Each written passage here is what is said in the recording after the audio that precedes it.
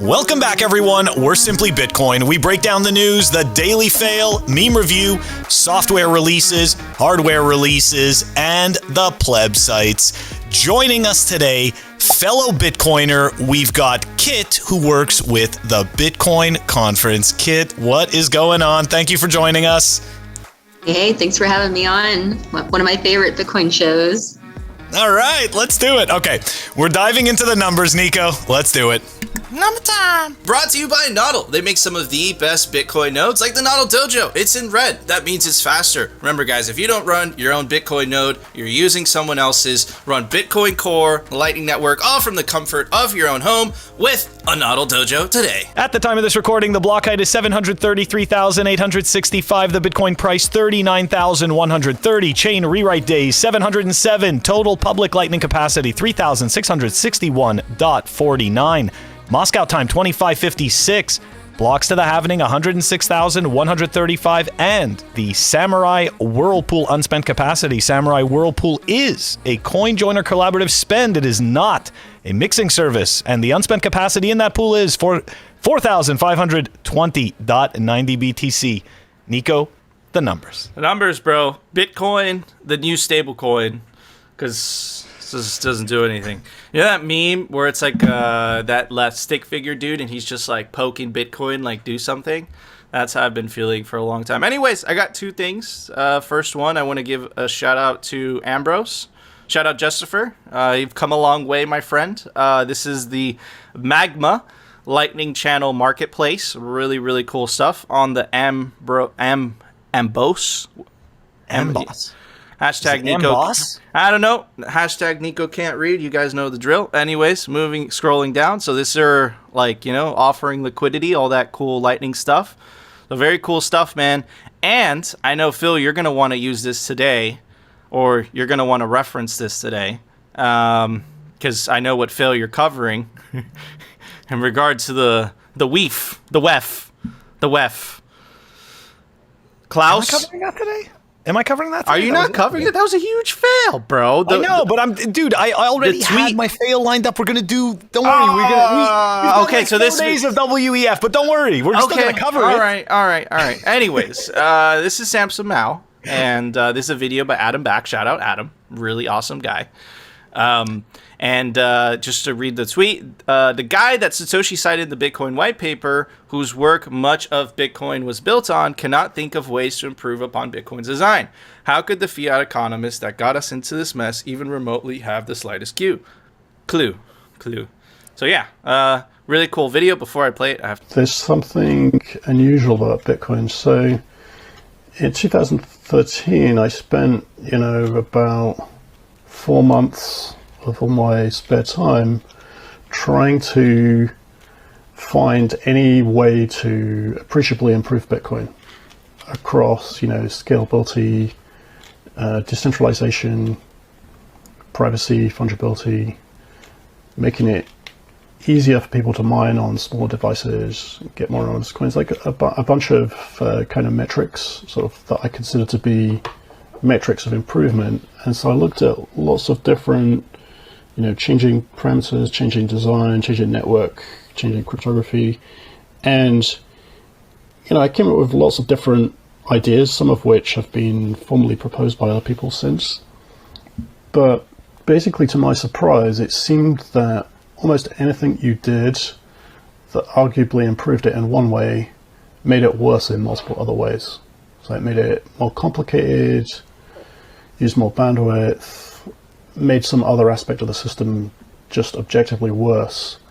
And so I came to think about it that Bitcoin kind of exists in a narrow pocket of design space. I mean, the design space of all possible designs is an enormous search space, right? And counterintuitively, it seems like you can't really significantly improve it. And so that without, and bear in mind, I come from a background of I have a PhD in distributed systems, and I spent most of my career working on sort of large scale internet systems for startups and big companies and security protocols and things. So I feel like I have a reasonable chance, if anybody does, of incrementally improving something of this nature And basically I gave it a shot and concluded, wow, there's literally basically nothing. Everything you do makes it worse, which was not what I was expecting. I was like, great, let's, improve the privacy, improve the fungibility, make it more easier to mine on small devices, make it so that you can participate in mining. So, yeah, I mean, look, this is something, obviously Adam has, more of a skill set to come to that conclusion. But us plebs, right? We've been saying that for a long time, right? And that's what a lot of these shit coins and, a lot of people get caught in that trope, right? Which is like, oh, Bitcoin is slow, Bitcoin is simple, Bitcoin is that. Well, there's a reason for that. And the reason for that is because Bitcoin values decentralization above all, right? And in order to be decentralized, it needs to be a certain way, right? And simple is actually a good thing, right? When it comes to design. So, and there you go. You have, someone who cited, someone who Satoshi cited in the Bitcoin white paper, literally saying it himself, right? And I don't know, man. It just kind of confirms what we're saying. I know that a lot of people getting into the space, you're just completely ignore me and you're going to go down the shitcoin, path, and so be it. But hopefully when you wreck yourself eventually and that humbles you a little bit, you'll come back and you'll understand what it is I'm talking about. Anyways, Kit, what are your thoughts on Yeah, I mean, he knows more about Bitcoin than anybody, right? So he's thought about it inside and out. I feel like all these other people do try to come in and like look at it, try to fix it and whatnot. Or like you're saying, go to a different coin because it seems like it's a good idea. But I always go and tell everyone exactly what you said. It's decentralized. The government can't take it from you.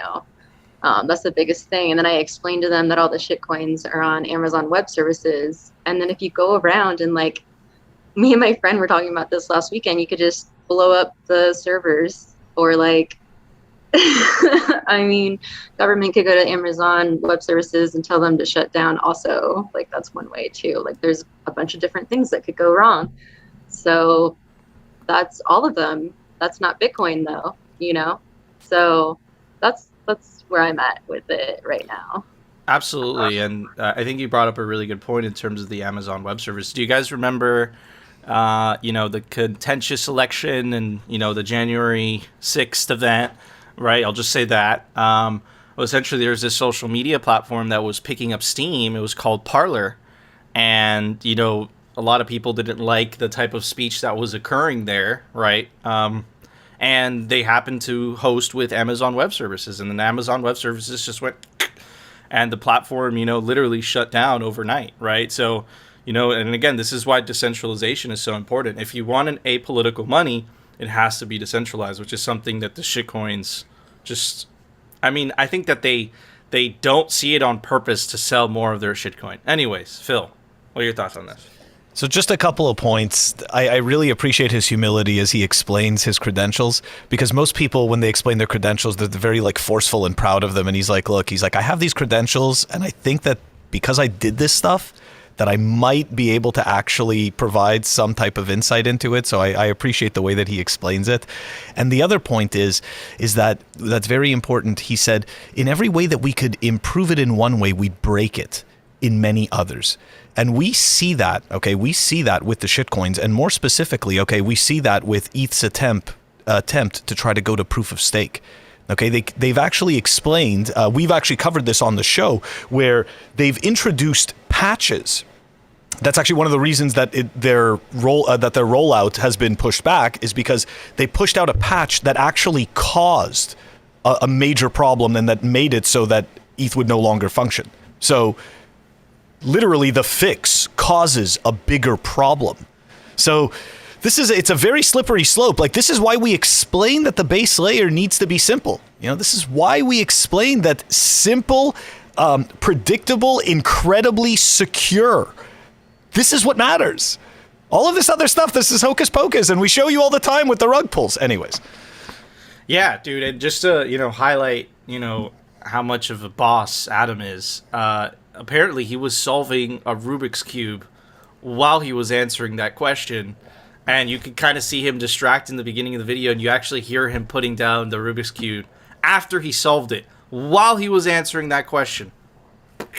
Anyways, Phil, it's time for the Daily Fail. Brought to you by Amber App. Check them out. Amber.app. Fair spreads, low fees, smart automation, a Bitcoin stacking app by Bitcoiners. The link is down below. Amber, the smart way to stack sats.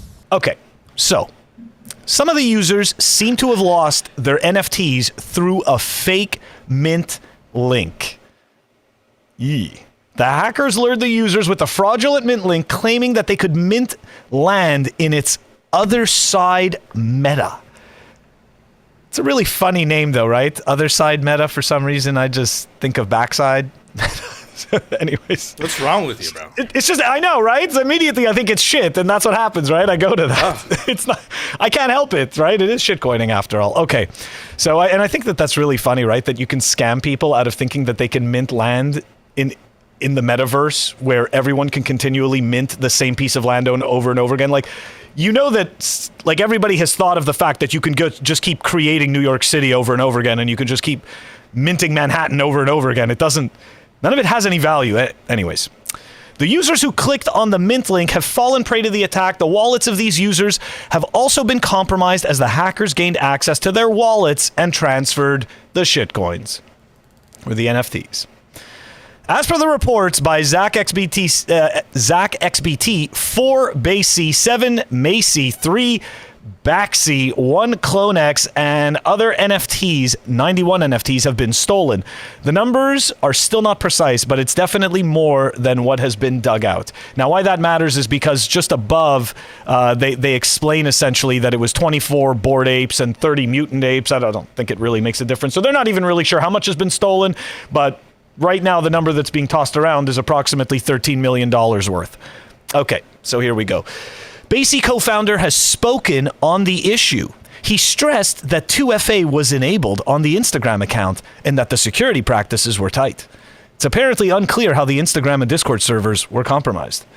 So if you have 2FA enabled and you got compromised, I mean, I'm just going to go ahead and suggest the simplest solution is that this was an internal rug pull. That's all. I mean, that's just my take on it right away. I just, as soon as he explains how much security is there, and especially 2FA, so that tells me immediately that somebody had to compromise the 2FA. So they either had to have access to that phone, right? Or they had the 2FA themselves. So they either had the access to the person that had the 2FA or they had it themselves. Either way, I just, you know what? This is why we tell you to stay away from this garbage. This is why it's not an investment. This is why you shouldn't get tricked into thinking that this is money. Kit, what are your thoughts? Yeah, I don't know, maybe a month or 2 months ago, I tweeted out the NFTs are scams. I compared them to like Beanie Babies or basketball cards kind of, but at least you get something physical with that, right? But it is in my mind more of like a donation to the artist more than owning something or an investment or something like that. I just don't, why not just donate to the person because you like them, right? I don't know. And then like you're saying, like it just got stolen anyway. So it's like, it doesn't even matter on like that level either. Like it's just a pure scam. And I keep hearing about all these websites getting broken into like that, not even through Instagram, but through like their actual websites. And when you hear that, it's just like, why don't you own Bitcoin and just have it on your cold card and no one can get that? Yep. Better decision. Absolutely. But you can't deny that these shitcoin, they just have better marketing. They just do, you know? Like, I think that's all they are, is just marketing, right? But yeah, listen, at least Beanie Babies, when you buy them and you bring them home with you, they just don't disappear in the middle of the night. Like, you just put them on your shelf, you wake up the next day, it's like, where is it? Right? That's what the equivalent of what these NFTs do. Oh, man. Yeah, bro. So look, with collectibles, you need a $5 wrench attack. Mm-hmm.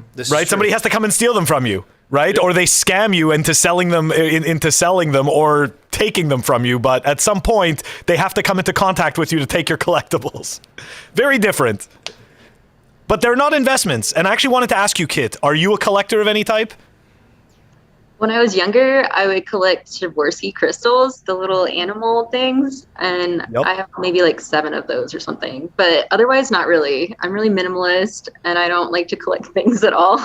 That's awesome. Yes, my wife's into minimalism. That's awesome stuff. So let me ask you, right? Those crystals, did you collect them because you thought that they were like an investment and that you were gonna like sell them for millions of dollars one day, or did you collect them because you enjoyed having these crystals and it made you feel good? Right, yeah, the latter. I didn't think that they were really gonna ever be in my retirement. Even like Pokemon cards and other ones, all that stuff. Magic the Gathering, never thought. I mean, I did make a little bit of money off of some of the cards, but not retirement money. But were you doing this because you thought that this was an investment, that you were going to store this for the next 10, 20 years, possibly dedicate a hallway in your house where you would put up LCD screens and display these Magic the Gathering cards like Picasso's? No, Okay. no, I just used them. I played with them, that was it. See, so there you go, right? You see, and this is what I said, because Nico's heard my terrible rant before in the past. I collect dunnies, and I used to collect Garbage Pail Kids, and I still have some, but I never did this, and I still don't do this because I think it's an investment. I understand that it's a collectible. He's a freak, bro. Phil leaves it. He buys stuff and he leaves it in the package. Like, what is the point of buying something if you leave it in the package? It's so much better in the package. What I do is I'll send a video of like Phil of like a sticker, because I get the Bitcoin stickers and I stick them to my wall, because that's what you do with stickers. Phil leaves them like pristine, and I'll unstick them and I'll stick them back on, and I'll unstick them and I'll stick them back on. What he does is a crime. And I'll send that to Phil because I know it hurts him, and that's fun for me. It hurts him emotionally, not physically. It's not a physical pain, all right? It's an emotional pain. Yeah. Anyways, Phil, what's the next fan? Okay. He's unminting them. He's unminting them. Yeah, okay. that's the pain, right? That actually kind of is the pain, to be honest. That is the pain. And of course, I lost the screen, so give me a second. We are going to watch this video of Chuck Schumer. If you want to get rid of inflation, the only way to do it is to undo a lot of the Trump tax cuts and raise rates. Now, Nico always says it. I don't get to say it very often, so I'm going to say it. We are apolitical on this show, okay? And this has nothing to do with right or left garbage. Instead, we are going to take a look at that statement in particular. But first, we're all going to sit through Chuck saying this. Here we go. If you want to get rid of inflation, the only way to do it is to undo a lot of the Trump tax cuts and raise rates. No Republican is ever going to do that. So the only way to get rid of inflation is through reconciliation. If you want to... Okay. So, shout out to Cy, by the way, for tagging us in this. Yes, this is complete horseshit. Okay. So, let's dive into this, right? He's talking about inflation, and he's specifically talking about the Trump tax cuts. Doesn't even matter who the hell was president. Could have been anyone. Okay? Could have been anyone at the time. Let's say they put tax cuts in. All right. So, first things first.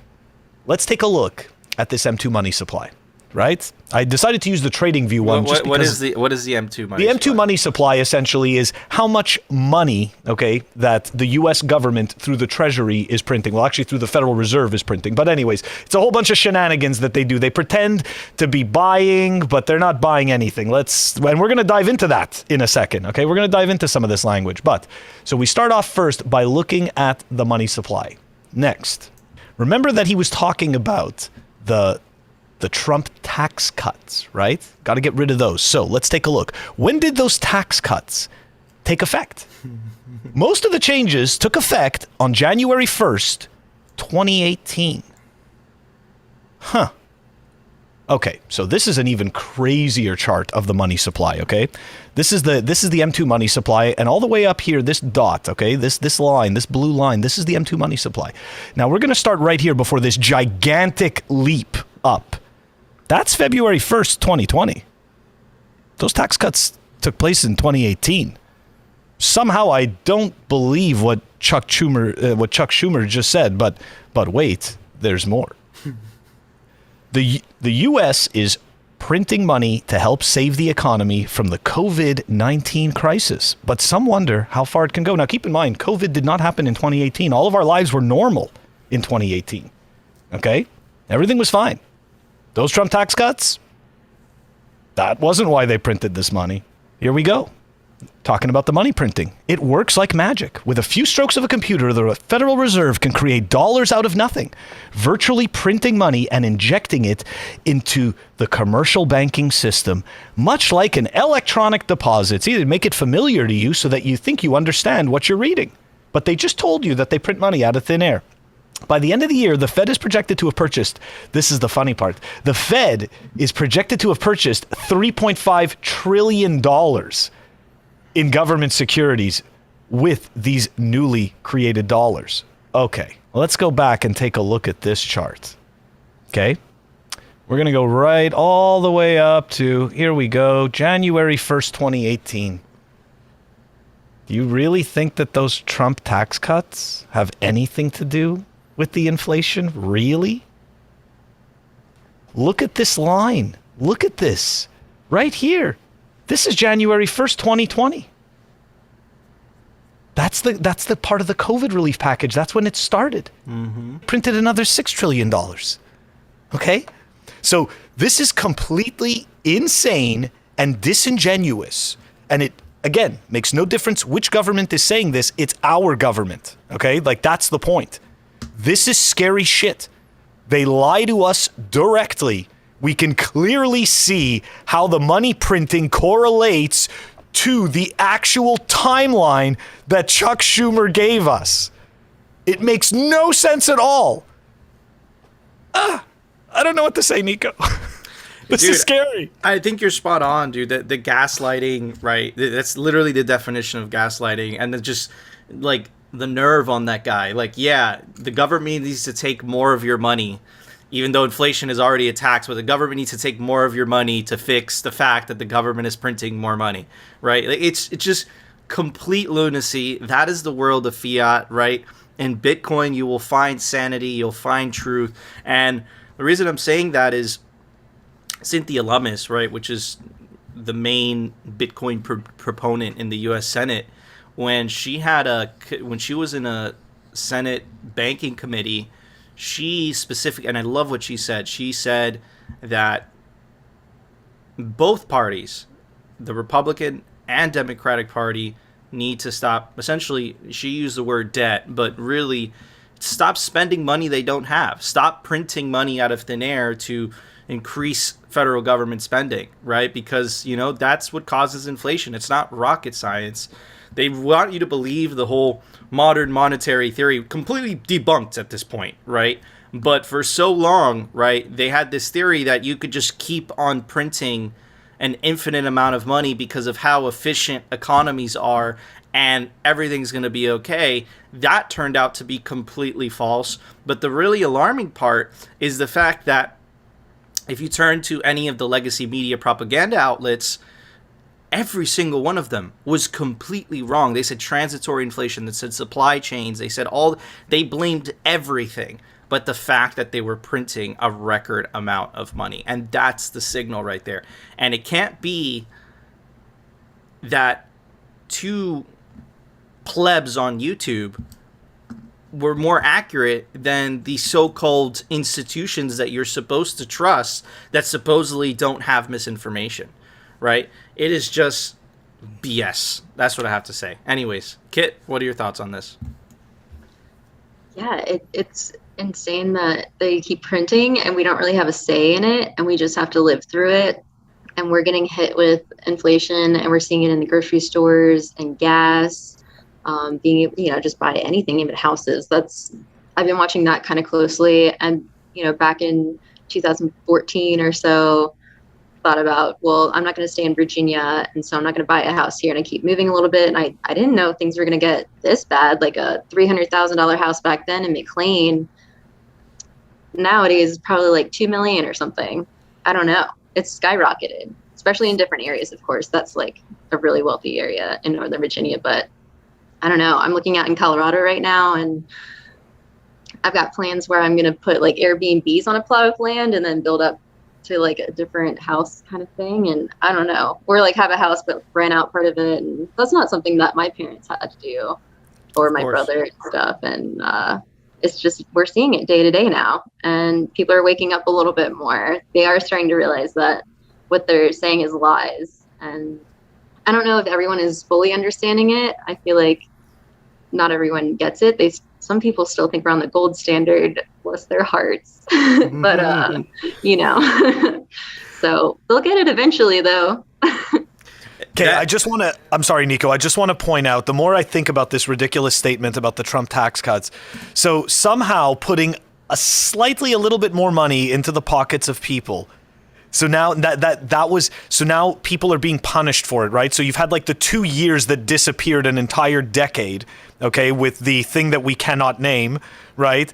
And then and now it's, look at you people got just a couple of crumbs back. We have to take them back, and on top of that, we need to raise interest rates. So we need to punish you further, even though we've been stealing from you all along. It's completely insane. Yeah, no, it's absolutely crazy. They just gaslight you, and the thing is, you had no choice but to deal with that, right? And essentially, the way that you would deal with it in the past was, voting and getting involved into politics, and then hoping that you'd have some type of influence over the system, right? But now you have the option to opt out completely, right, into something that they can't touch. And it drives them absolutely crazy, the fact that they can't manipulate it, right? But, you have a chance. And this gives a regular person, right, the chance and the hope to save for a better future, where before there was none. As much as they would like you to tell you that their system is better and more inclusive, it's total bullshit, like what Chuck Schumer said. They hate you. That's how they feel about you. It's really true. But anyways, Phil, it's time for the Daily Meme Review. Brought to you by Citadel21. It's the best Bitcoin cultural zine. It's stories, articles, comics by actual Bitcoiners. This is the artwork for Volume 10. Every volume is different, and they're scarce. There's only 1,000 physical copies made per volume. This is a Volume 11. It just dropped. Get your physical copy of Citadel 21 today before they run out. All right, everybody. First meme is brought to us by the Toxic Lady, Clancy. Anyways, see what it has to say. Phil, unmute yourself before you forget. 1990s, fuck you. I won't do what you tell me. You 2020s, fuck you. Do what they tell you. It's so true. Like, it's total clown world right now, man. Okay, anyways. Next one by the Bitcoin Poet. You simply cannot invent absolute digital scarcity twice. Absolutely right. When I see this word, I always find it funny. So when we were coming up with a name for the show, I didn't know Phil at this point. And we were like, we wanted to name it Bitcoin, but we didn't know what word would come before Bitcoin. So I just sent him a bunch of words, right?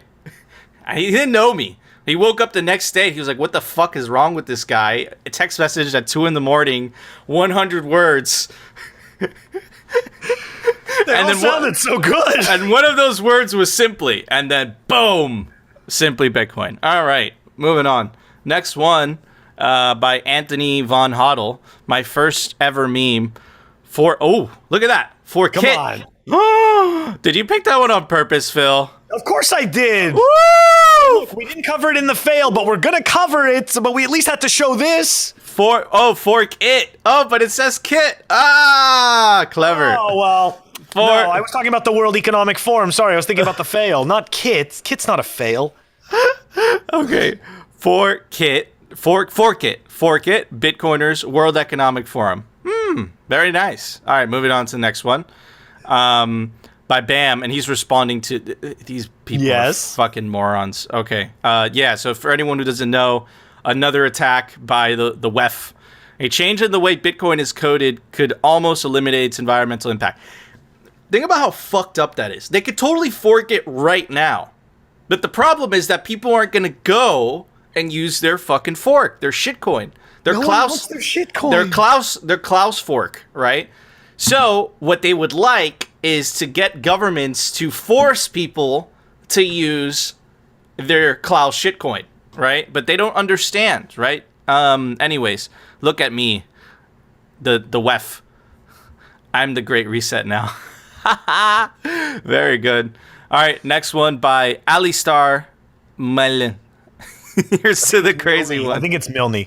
Central African Republic, El Salvador, dancing. I like it. All right. Awesome. The world may seem dark, but last year El Salvador sparked a fire by adopting Bitcoin, and that fire has now spread to Africa. Super badass. Here's El Salvador. Here's the Central African Republic. And I thought this was hilarious. And I was talking to Nick Can't Mine. That's the meme for kids. And we've been going back and forth because we have not been able. Today was the day they finally confirmed it, right? Mm-hmm. We've been covering it, but we've been telling you guys we're 75% sure, but we're not quite sure. Today they confirmed it. The president confirmed it. But I know what all you guys did. Where the fuck is the Central African Republic? So everyone searched it. Nick told me he did it. I did it too. Where the fuck is this country? Now you know. It's in the name. It's literally in the middle of Africa, right? Next to Cameroon, next to Sudan. And check this out. It's under the Chad. If you know, you know. Anyways. Oops.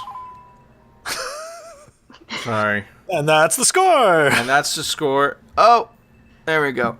Okay. It's still ringing. Could you guys hear the ring? No, you can't hear the ring. Anyways, Phil, why don't you give it the... No, I already gave it the score. That's the score. An interrupting phone call. That is my score. Totally not planned. Boom. Phil, what would you give that meme? You so just outdid me with that. But I just want to point out that's day 2 of not finding out what is in the Lucio Paletti cylinder. Just pointing out. Day 2. Anyways, I'm counting. Anyways, my score is, I'm going to give it a meme template. But this is for bitcoinerjobs.com. Take a look at this. That's right. Bitcoin is not just a fad. It's here to stay. Cry harder. Okay. Kit, what would you like to... Yeah. Give it a beefsteak cap. You know. If you know, Right. you know. Kit is flexing. That's not fair, Kit. Well, my interrupting phone call is the best score of all time. It's totally unplanned. Maybe I planned it, but you guys will never know. Anyways, guys, we want to know if you agree with our scores. You disagree, let us know down in the comment section. Comment. Help us with the mysterious algorithm. And of course, make sure to subscribe to us on alternative video platforms for obvious reasons, like rumble.com and our personal favorite, bitcointv.com. And make sure to join our Telegram group and link us some dank Bitcoin memes to review, because a Bitcoin meme review. And we need memes to review, because then it wouldn't be a Bitcoin meme review. It would just be a review. But there would be no memes to review. Anyways, Phil, it's time for the Daily News. Brought to you by CryptoCloaks.com. They make the best 3D printed Bitcoin merch, like the famous 3D printed Bitcoin art grenade sculpture. Opens up, you can put your favorite hardware wallet in there. Also comes in different colors, like the Simply Bitcoin colors or the Peter Schiff colors. But it has a Bitcoin logo, so you know that makes them upset. Anyways, you can take advantage of the link down below to get 5% off CryptoCloaks.com. All right, everybody. I don't know how many times I've told you this 1,000 times, and I tell you again because of how important it is. This is a tweet by very reputable, because I actually know him. I know Phil does too. This is Hodl Tarantula. He's legit. He's legit. He's a spider that holds Bitcoin. Anyways, PSA: Bitcoin on exchanges is being rehypothecated. I know, because they're reaching out to miners like myself for liquidity. Many exchanges are insolvent. Retweet if you support truth. And what does that stand for? FFS. For fuck's For sake. fuck's sake. Oh, thank you guys. You're so innocent. Maybe I am. And for fuck's sake, learn to self-custody, not your keys, not your cheese. I like that. Proof of keys or get wrecked. Shout out to Hodl Tarantula. And I believe him, but I know him, right? But again, don't trust verified. But listen, that can't hurt you. Can't hurt you to take self-custody. And it doesn't, you know what? You know why I believe this? Because it's so easy for exchanges to do this, and you would never know, right? It's just, you've been brainwashed. You grew up in the matrix of people of institutions custodying your wealth, custodying your money, right? And you're used to that. So you don't understand the power that Bitcoin gives you, right? So use that power. Right? There really is no point in buying Bitcoin if you're not going to take self-custody. Anyways, big news for today. Check this out. Central African Republic, or CAR, adopts Bitcoin as legal currency. The Central African Republic has adopted Bitcoin as legal currency, the president's office said Wednesday, becoming the second country in the world to do so behind El Salvador. Lawmakers, and this is what I want you guys to pay attention to, okay? Because the same thing happened in El Salvador, okay? It was a democratic process. As much as they would like you to believe that's not the case, that is the case in El Salvador, and that is the case in CAR, okay? Lawmakers unanimously adopted a bill that made Bitcoin legal tender alongside the CFA franc, legalized the use of cryptocurrencies. President Faustin Archange Tudera signed the measure into law. His chief of staff, Obede Namiso, said in a statement, the CAR is the first country in Africa to adopt Bitcoin as legal tender. This move places the Central African Republic on the map of the world's boldest and most visionary countries. Under it, citizens of the CAR were allowed to use the digital currency along with the US dollar, which has been the official currency for 2 decades, to pay for any good or service using a cyber wallet app. And of course, for some reason, right? I don't know why, but apparently these people are like masters of the world money because, they have to get a comment from these people. I think that's a lot of signal right there, right? Like, they act as if they own these countries, right? Remember, I'm gonna scroll up. Lawmakers unanimously adopted a bill. Okay, so the people of CAR said, I want Bitcoin as legal tender. But the IMF apparently has a problem with that, right? Large risks associated with the use of Bitcoin on financial stability, financial integrity, and consumer protection. That sounds like a load of bullshit, bro. You know what it is? I think they're scared that Bitcoin takes power away from them, to be honest. And before I get your guys' thoughts, this is an official word from the Minister of State of the CAR. The adoption of Bitcoin as an official currency represents a decisive step towards opening up new opportunities for our country. And why is this happening in those countries, right? So why is this happening in El Salvador? Why is this happening in CAR? Like we've been saying, and we've been correctly saying, right, is that the Bitcoin revolution, the peaceful revolution, was first going to happen in countries that least benefit from the legacy financial system, right? And that's exactly what's happening, right? So El Salvador is one of the poorest countries in the world, and so is the Central African Republic, right? They're perfectly incentivized because they both use the US dollar as their currency, meaning their monetary policy is decided by someone else to try something else, right? To take power away from the US government. Because think about it. Every time the US government prints, right, the US government benefits. But countries like El Salvador and countries like the Central African Republic actually get hurt by all that money printing, right? So Bitcoin is actually a perfect solution for this. And those aren't the two countries, for example, Ecuador, Panama, those are also other countries that don't have their own currency. They also use the US dollar, right? We're hearing rumors that Mexico is going to follow suit, right? Become the next country that makes Bitcoin legal tender. I don't know how much they're true, but that's what I'm hearing. The point is, right, is that they can't stop this, and they're freaking the F out, right? They're going to show their hand in the process of wanting to stop it, right? And it just kind of reveals their true intentions, because we all know it's not for financial integrity and consumer protection. If they really cared about consumer protection, then they wouldn't print so much fucking money, right? Phil, what are your thoughts on this? Yeah, I totally agree. Sorry, I had to unmute there. I completely agree. It has nothing to do with consumer protection. But as you read that last line, all I could think about is, that really sounds like a fiat problem. That really sounds like their issue, because it's a bunch of humans handling the monetary policy. So, of course, they got to deal with it. Look, I think that what we are not discussing right now, but we're all going to start to discuss really soon. So what happens in like 2-3 years from now, right? When these countries have been doing this for a little while and more countries decide to get on the Bitcoin standard, it's going to be very difficult to actually hide the numbers and the facts from, what's actually going to take place. Like, we are going to see, we're going to find out if we're right. You know what I mean? Like, every single one of us, like, we think that this is correct and we believe that this is accurate, but proof is going to be our success. Like, we're going to see. And you know what? I think we're on the way to scare the shit out of the IMF even more. And you'll notice all they have is that little line. They don't even have a paragraph at the bottom of that article. Soon they're not even going to have a say. So they don't know what to do. And you know what? And it really shows how much power the IMF has, right? And how they had a monopoly, right? And they controlled these countries through these predatory loans.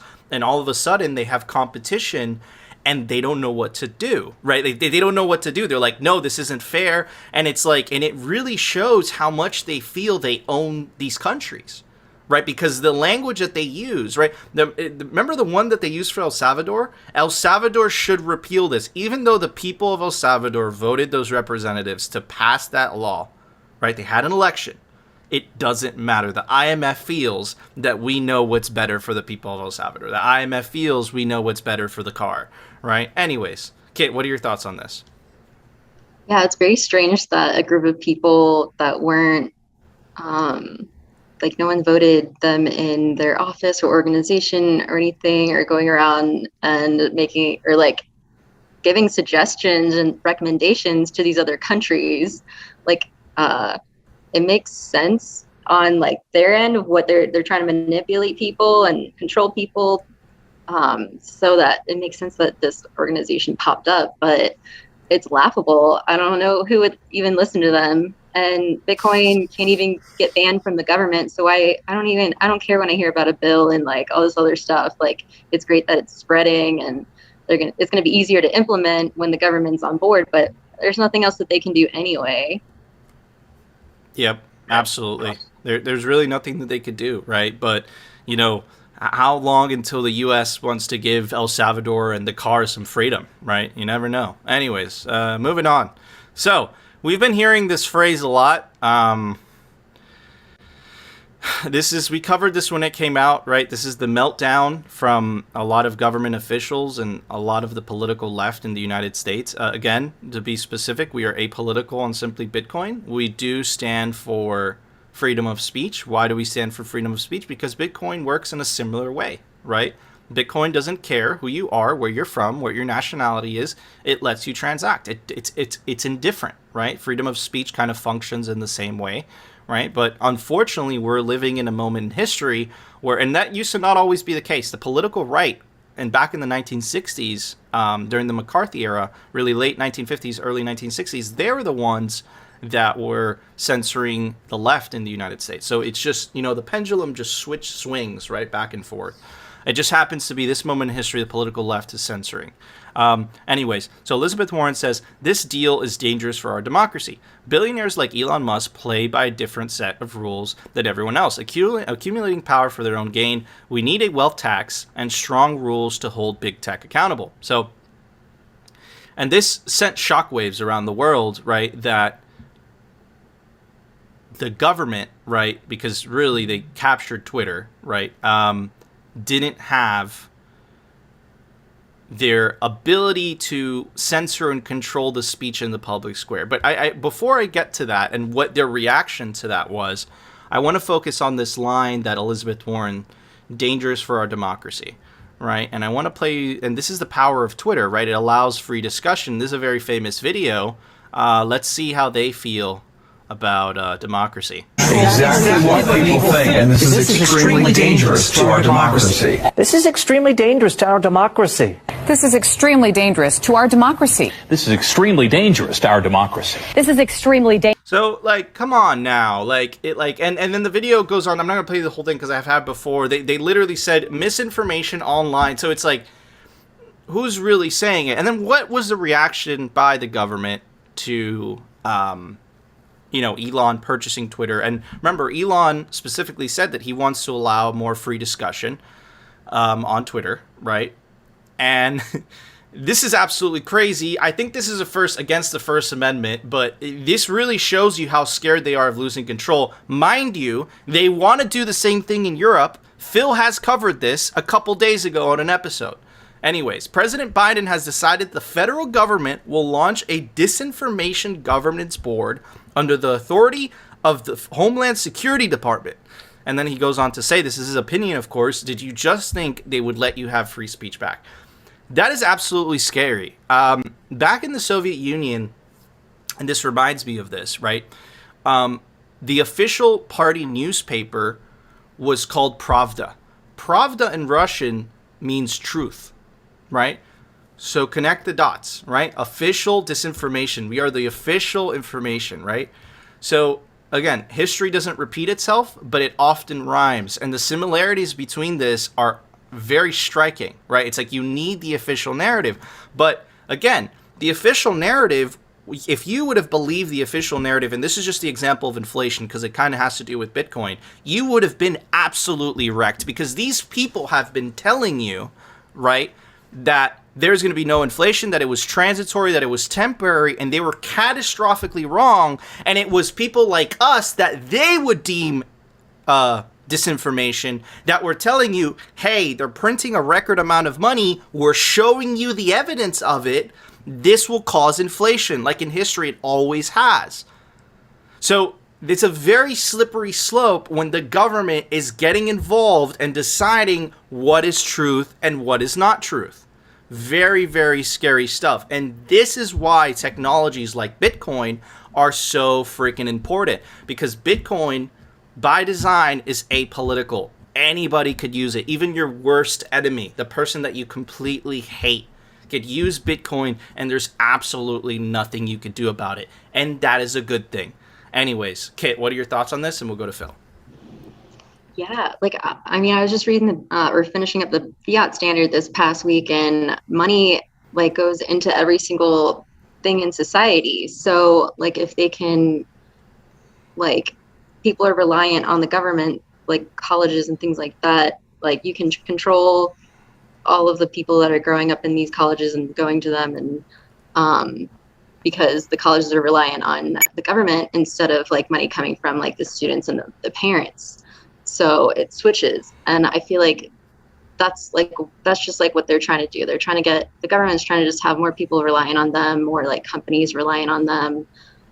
They're going to keep printing more money to be able to do this, and it just puts such a gap between what people can do. I don't know how much longer they can keep up with it, because eventually, you know, it's going to be such a diverse, or like such a gap that people aren't going to be able to afford like food and things like that. So I'm really nervous about what's going to happen. And I started to read the book Manuals this past week, and that's supposed to like kind of, you know, portray a world where Bitcoin doesn't exist in like 2029, I think is the year. So it's going to be interesting to finish that book up. But we're gonna see a lot of that different stuff. Like we're seeing a lot of manipulation right now because they can't keep up their lie. They're gonna keep printing it, but like people are gonna opt out. Thank goodness for Bitcoin. Like you can take your power back. You can take back your life. You don't have to. Like the government's just getting a little too big. Also, to kind of loop it around, it's just like the quality. Like what qualities is the government giving us? It's not very good right now. And the only reason that they're able to give us that quality of things is because they keep printing, and that gives them power and control. But once Bitcoin spreads as it is, people are going to take that back, and they're going to be able to spend their money where they actually find quality. And that probably, you know, it affects news as well too, like all the media. And I don't even like to watch any of CNN, Fox. I don't watch any political sides. Like I just kind of fall, like if I read something, I kind of make my own opinion on it, from all the sides and all the things. It's almost, you know, you can't even, some people say like Bitcoin is like a political thing, but there's so many different Bitcoiners. Like it's spreading throughout the whole entire world, so can't really categorize that. But yeah. That's the danger to them, right? The danger is essentially that the internet essentially disintermediated the gatekeepers of information, and it allows regular people like us, right, to do our own research. And that's a problem for them, right? That's why maintaining that control of Twitter was so important, right, in order to make you believe a certain narrative, which is why you have the reaction from the government today, at least in the United States and in Europe, right, that they want to create this bureaucracy that's going to get to decide, kind of create an American and European version of a Pravda, right, to get to decide what is truth and what is not truth. It's so dystopian. It's so scary. Thank God for Bitcoin. I don't know where we'd be without it. Anyways, Phil, what are your closing thoughts on this, brother? Yeah, it essentially, to Kit's point, having everybody, we'd like to believe that it's undesirable for the government to want to have everybody dependent on them, right? Hand and mouth and all that stuff. But at the end of the day, it ensures voters, right? So the people who believe in that machine, right, and believe that machine works, well, you know what? They're going to unfortunately opt into that, what Nico calls, the golden handcuffs, right? Like that slavery, right? It's just kind of easy. I just follow these rules. I do what they say. And I get enough to, have food and shelter and all that good stuff. So look, you know what? That unfortunately, there are certain governments that's exactly what they want, because all they really desire at the end of the day is power and control. The other piece that I wanted to add was that, when we talk about freedom of speech online, they just see misinformation. Right? Because they're trying to have a specific narrative. They had control over this narrative for years. Now all of a sudden they don't have control over this narrative. So wait a second, you're saying something completely different than what I'm trying to say, and for some reason it makes more sense. That's misinformation. The last piece that I want to say is about what Senator Warren's comments are, and this has obviously nothing to do with her. It has to do with that mindset, right? Why is it that Elon buying, and again, I am not for Elon buying Twitter, but hey, if he can afford it and the rules are such, hey, look, you know what I mean? Like, that's the nature of the game, right? So, but my point is that why do these types of people always take a point to attack the billionaires? Like, for some reason, the fact that he's buying Twitter, what we need to do is input a wealth tax. So you're telling me all the billionaires who aren't trying to buy Twitter now need to pay for the fact that Elon Musk can afford to buy Twitter? And it's really scary stuff, right? Because that line of thinking, what is really being said? What's really being said there? What's really being said is, wait a second, you've gained too much power in this system. We need to make sure that doesn't happen again. Mm-hmm. So there's rules that are continually being put in place to constantly put sticks in your spokes along the way. Yep, it's like steal from you to give to someone else, right? To get votes under the guise of community and inclusion and all that shit. It's divide and conquer, typical class warfare. Don't pay attention to us. It's the rich people that are causing you all these problems. This has been happening for so long, right? But this is another thing that I really do think that Bitcoin will fix. But anyways, Phil, there was an open source software release today. Why don't you tell everybody about it? Software releases brought to you by CypherSafe. Check them out, cyphersafe.io. Look, it's no secret. Metal lasts longer than paper. Store your seed in the Cypher wheel or the all-new Cypher grid. They both come with a tamper-resistant wire, but the grid comes with a punch tool. All right, we got to give a shout out to Bitcoin Q&A. He is doing some awesome stuff. The software release that we have today, he's got this tool up on GitHub. We're going to have the link down below. It's called the Seed Tool, okay? And essentially what this does, okay, let me actually go and dive into it so that I can, properly explain it. The tool offers a space for Bitcoiners to experiment and learn how Bitcoin wallets are generating using different sources of entropy, in brackets, randomness. All right, so the link to that is down below in the show notes. And guys, don't forget to check us out on our audio-only podcast platforms. I know I got to repeat this all the time. Apple Podcast, Spotify, and Anchor. If you want to stream us sats, Fountain.fm. You could stream us sats through Breeze.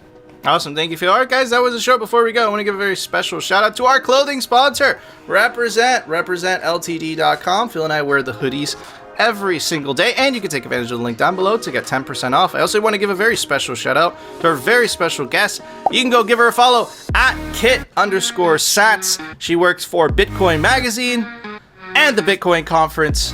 Go give her a follow. Awesome pleb. girl pleb. Super cool stuff. But anyways, guys, that was our show. If you enjoyed the show, you know what to do. Smash that like button. Of course, you want to continue hearing the Bitcoin news from the pleb perspective. Definitely consider subscribing. And the catastrophic fails. Subscribe to Simply Bitcoin. We'll see you tomorrow. Countries don't need to borrow from the IMF to adopt Bitcoin.